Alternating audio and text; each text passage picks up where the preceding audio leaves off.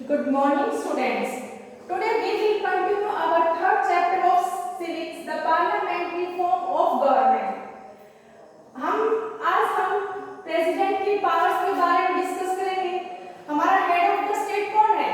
President. तो हम president है तो हमारे कॉन्स्टिट्यूशन द्वारा उसको कुछ पावर्स दी गई है, किसको? प्रेसिडेंट को। यहाँ पर कुछ ये पावर्स मैंने लिखी है, इसको आज हम डिस्कस करेंगे भी कॉन्स्टिट्यूशन द्वारा हमारे प्रेसिडेंट को क्या क्या पावर दी गई है।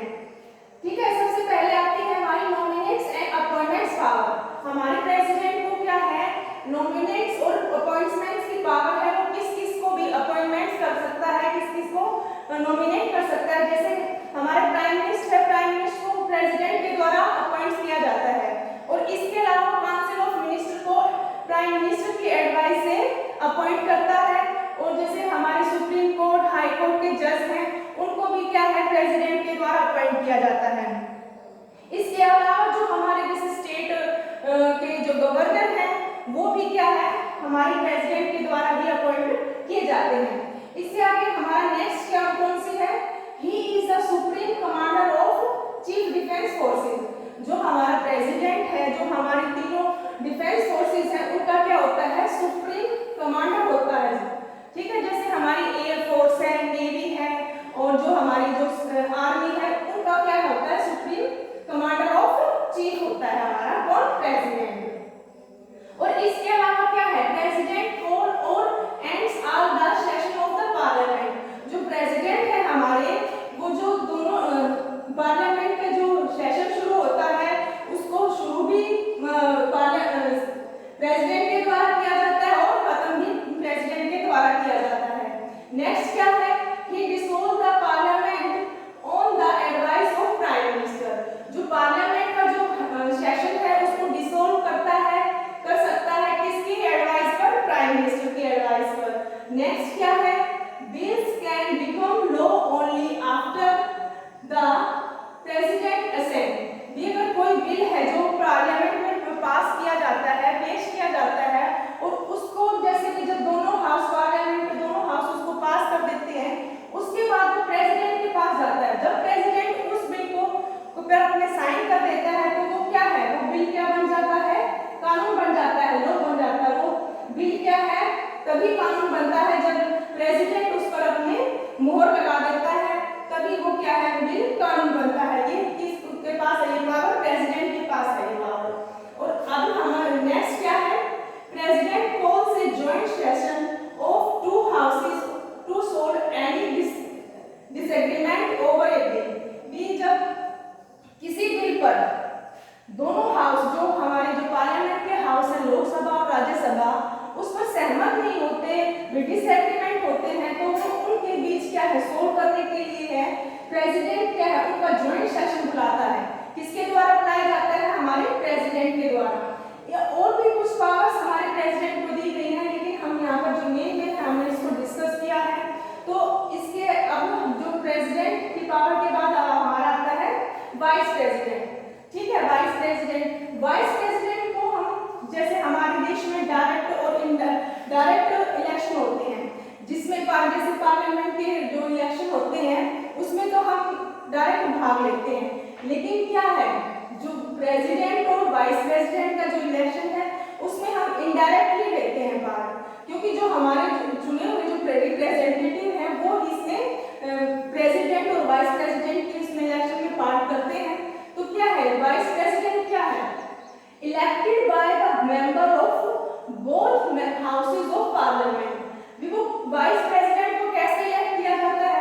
बोथ हाउसेज ऑफ पार्लियामेंट, जो दोनों हाउस है पार्लियामेंट के, लोकसभा और राज्यसभा, उनके मेंबर्स के द्वारा इसको क्या है? वाइस प्रेसिडेंट को इलेक्ट किया जाता है।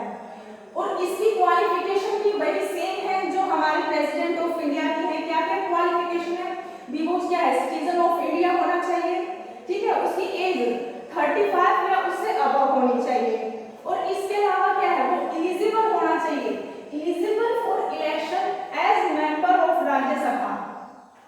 भी वो राज्यसभा का मेंबर बनने के लिए क्या है? एलिजिबल होना चाहिए। और वही उसका टाइम कितना होता है? टाइम में 5 इयर्स होता है। तो सेम वही क्वालिफिकेशन है जो हमारे प्रेसिडेंट की है। और इसके अलावा क्या है? जो वाइस प्रेसिडेंट राज्यसभा का। राज्यसभा का चेयरमैन होता है और क्या है, acts as president when the president is unable to carry out his function. भी जब प्रेसिडेंट नहीं होता है तब वो एक एज ए प्रेसिडेंट के रूप में काम करता है।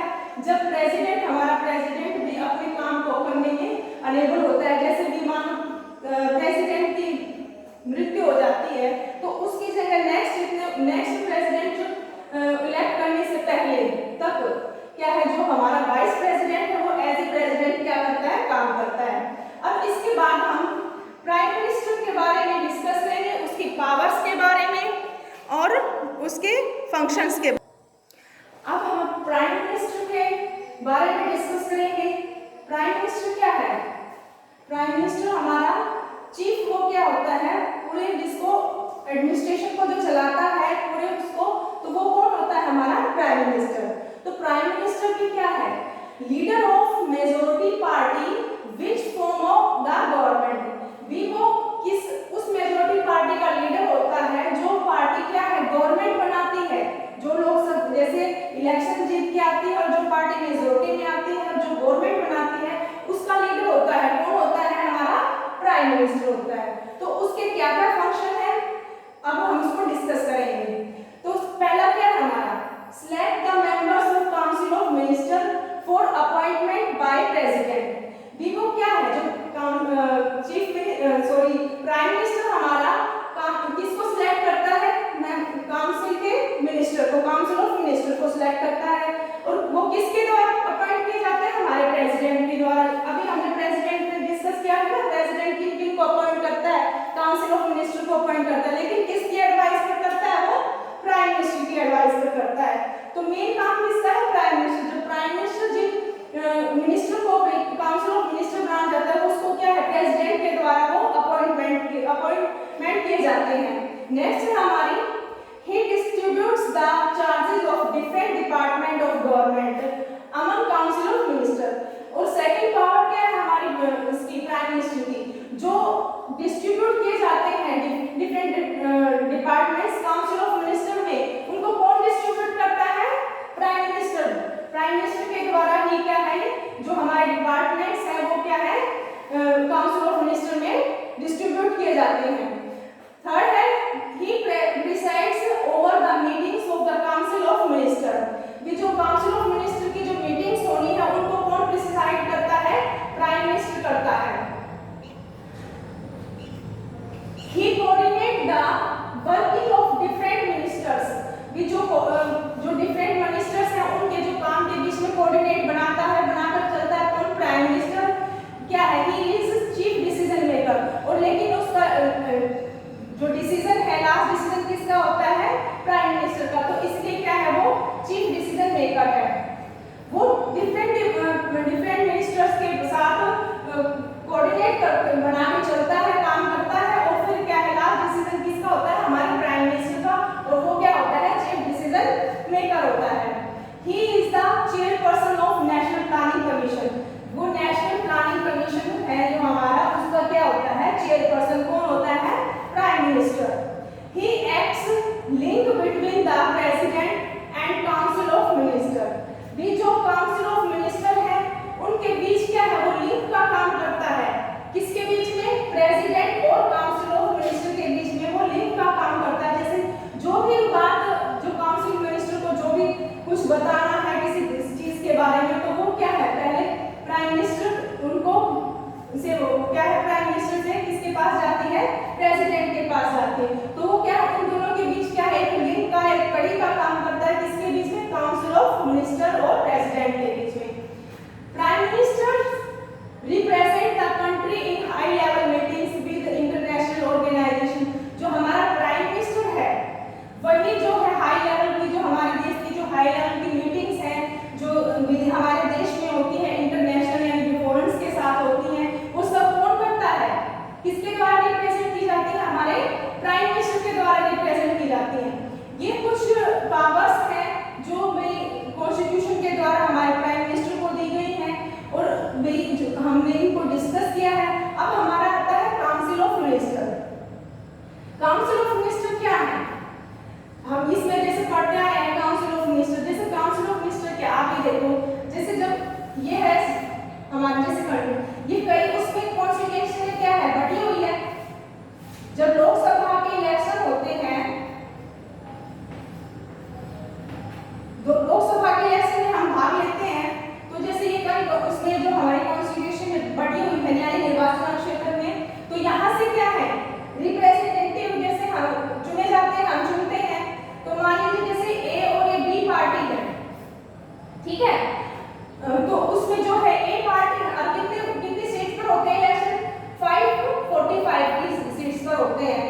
तो 545 की और तो कम से कम कितनी सीट्स हमें प्राप्त करनी होगी किसी पार्टी को मेजॉरिटी में आने के लिए, तो 272 पर, तो 272 है जो यानी चुनते हैं हमारे इस पार्टी को, ए पार्टी को 272 सीट्स मिलती हैं।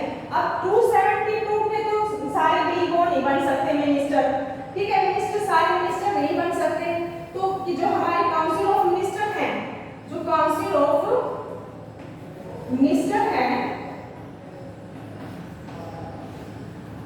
वो क्या है 60 to 80 भी इतने उसमें बन सकते हैं, 60 या 80 तक वो बन सकते हैं। और ये फिर जैसे काउंसिल ऑफ मिनिस्टर क्या है, ये आगे भी क्या है 3 पार्ट में डिवाइड है, ठीक है। काउंसिल ऑफ मिनिस्टर सबसे पहले आते हैं हमारे कैबिनेट मिनिस्टर, फिर दूसरे नंबर पे है हमारे स्टेट मिनिस्टर, और थर्ड क्या है इंडिपेंडेंट, ठीक है। ये मिनिस्टर जो कैबिनेट मिनिस्टर हैं, जैसे आपने कई जैसे मेन डिपार्टमेंट्स के बारे में सुना होगा, बाकी सारे डिपार्टमेंट्स के बारे में तो आप नहीं जानते कि किसमें कौन क्या क्या मिनिस्टर है। जैसे मेन डिपार्टमेंट्स जैसे हैं होम मिनिस्टर है, डिफेंस मिनिस्टर है, एजुकेशन मिनिस्टर है, इन सब के डिपार्टमेंट के बारे में, मिनिस्टर्स के बारे में आप जानते होंगे। तो उसके अंदर क्या है जो हाई लेवल के जो मिनिस्टर्स हैं वो क्या है हमारे कैबिनेट मिनिस्टर्स के अंतर्गत आते हैं, ठीक है। जैसे होम मिनिस्टर, डिफेंस मिनिस्टर है और एजुकेशन मिनिस्टर है, और ये सब क्या है जो मेन है वो किस में आते हैं कैबिनेट में आते हैं। और उसके बाद जो स्टेट गवर्नमेंट है, इसमें स्टेट गवर्नमेंट में जो कम लेवल पे जो है वो उसमें स्टेट गवर्नमेंट इसमें स्टेट मिनिस्टर में आते हैं। तो जो इंडिपेंडेंट है इनको इसमें ये क्या है छोटे छोटे जो जैसे लोकल लेवल पे जैसे जो इंडिपेंडेंट है मिनिस्टर वो इसमें आते हैं, इनका इतना खास काम नहीं होता जितना भी जैसे ये है स्टेट और कैबिनेट। सबसे मेन क्या है हमारे कैबिनेट करते हैं। तो जो कैबिनेट मिनिस्टर, स्टेट मिनिस्टर और इंडिपेंडेंट यानी स्वतंत्र भाग वाले जो मंत्री वो किसमें इंडिपेंडेंट आते हैं। तो जो ये है इसमें क्या है जो ये कैबिनेट है वाले हैं जो इनके द्वारा कुछ ऐसे डिपार्टमेंट्स दिए जाते हैं कि भी इनको इनके द्वारा क्या है डिपार्टमेंट दिए जाते हैं भी आप इन पर काम करो, जो इस वाले डिपार्टमेंट काम करो, ये किसके द्वारा कैबिनेट के द्वारा। तो इसमें क्या है जो स्टेट हमारे जो काउंसिल ऑफ मिनिस्टर है, काउंसिल ऑफ मिनिस्टर क्या है कलेक्टिवली रिस्पांसिबिलिटी होती है उनकी किसके प्रति, गवर्नमेंट के प्रति। अगर वो किसी भी काम के लिए जो भी वर्क किया जाता है, जो भी डिसीजन लिया जाता है, उसमें पूरे काउंसिल ऑफ मिनिस्टर और प्राइम मिनिस्टर क्या है कलेक्टिव उनकी रिस्पांसिबिलिटी होती है यानी सामूहिक उनका उत्तरदायित्व होता है। अगर कोई डिसीजन है उसके किसी डिसीजन के प्रति भी जो अपोजिशन है उनके विरुद्ध जैसे भी वो मोशन जैसे कर देती है, अविश्वास का प्रस्ताव पास कर देती है, तो जैसे जो भी है पूरी की पूरी जैसे जो काउंसिल ऑफ मिनिस्टर की जो पूरी टीम है उसको क्या है रिजाइन देना पड़ता है। क्यों? क्योंकि भी वो क्या है वो अपने पूरे काम के लिए सिर्फ एक मंत्री ही नहीं, पूरे काउंसिल ऑफ मिनिस्टर, पूरा काउंसिल ऑफ मिनिस्टर क्या है उसके प्रति उत्तरदायित्व होता है। यदि सरकार अपना भी फेथ लूज कर देती है तो क्या है पूरे की पूरी उसको जैसे जो काउंसिल ऑफ मिनिस्टर उनको क्या है अपना रिजाइन देना पड़ता है। अगर हमारी जो गवर्नमेंट है अपना लूज फेथ कर देती है तो पूरी काउंसिल ऑफ मिनिस्टर को क्या है भी इसको रिजाइन देना पड़ता है सारों को, यानी पूरी जो हमारी गवर्नमेंट है वो क्या है भंग हो जाती है। इसके बाद हम पढ़ेंगे division of power between the state and union. अब हम division of power between the centre and state के बारे में डिस्कस करेंगे कि सेंटर और स्टेट में पावर का कैसे डिवीजन किया हमारी इंडिया है उसमें गवर्नमेंट का फॉर्म कैसा है, फेडरल है, फेडरल यानी संघात्मक, ठीक है। One government at central level and one level of state government. भी एक लेवल पे तो क्या है सेंट्रल गवर्नमेंट होगी और एक लेवल क्या होगा हमारे गवर्नमेंट का, स्टेट गवर्नमेंट होगी, ठीक है। किस वजह से, क्योंकि हमारे इंडिया में फेडरल फॉर्म ऑफ गवर्नमेंट है। तो अब इसके अंदर भी कुछ लिस्ट बनाई गई है जिसमें भी हमारे कॉन्स्टिट्यूशन द्वारा कुछ सब्जेक्ट्स डिवाइड किए गए हैं किसके लिए, लॉ मेकिंग के लिए। तो between the parliament and state legislation, इन दोनों के बीच में क्या है, कुछ सब्जेक्ट्स हमारे कॉन्स्टिट्यूशन द्वारा डिवाइड किए गए हैं। भी वो कौन कौन से सब्जेक्ट्स हैं, भी हमारी कॉन्स्टिट्यूशन में 3 लिस्ट बनाई गई है। एक है union list, state list, concurrent list. यानी यूनियन लिस्ट संघ सूची, स्टेट लिस्ट राज्य सूची और कॉन्ट्रेंट लिस्ट समवर्ती सूची। इनमें ना कुछ सब्जेक्ट्स दिए गए हैं, जैसे यूनियन लिस्ट में कुछ सब्जेक्ट्स हैं, स्टेट में अलग है, कॉन्ट्रेंट लिस्ट में अलग है, और उनको किसमें डिवाइड किया गया है, पार्लियामेंट और स्टेट लेजिस्लेशन में। तो उसमें सबसे पहले हमारे यूनियन लिस्ट में कौन कौन से सब्जेक्ट और इंक्लूड होते हैं, सब्जेक्ट्स ऑफ नेशनल, जो हमारे राष्ट्रीय उसके स्तर के जो सब्जेक्ट्स हैं उनको क्या है इसके अंदर यूनियन लिस्ट के अंदर कंक्लूड किया गया है।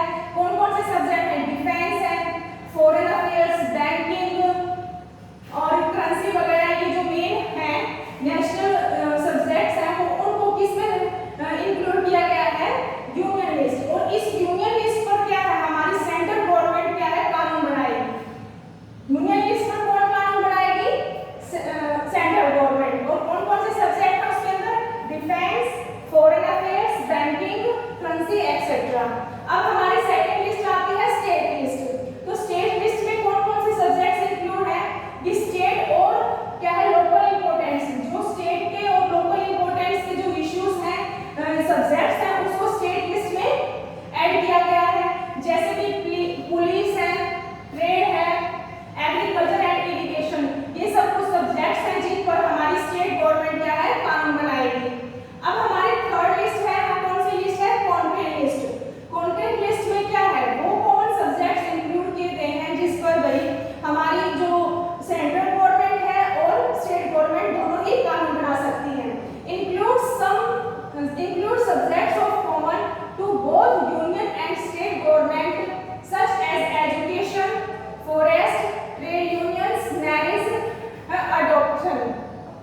तो जो कुछ सब्जेक्ट हैं, जो कौन कौन से सब्जेक्ट हैं, एजुकेशन है, फॉरेस्ट है, ट्रेड यूनियन है, मैरिज है, अडॉप्शन है, ये सब क्या है कुछ कॉमन सब्जेक्ट है जिस पर हमारी यूनियन लिस्ट और स्टेट लिस्ट के में इंक्लूड्स है। और इन पर क्या है स्टेट गवर्नमेंट भी कानून बना सकती है और सेंट्रल गवर्नमेंट भी कानून बना सकती है। दोनों ही इस पर दोनों ही गवर्नमेंट इस लिस्ट पर कानून बना सकती है। लेकिन क्या है both central and state government on content list subjects with law made by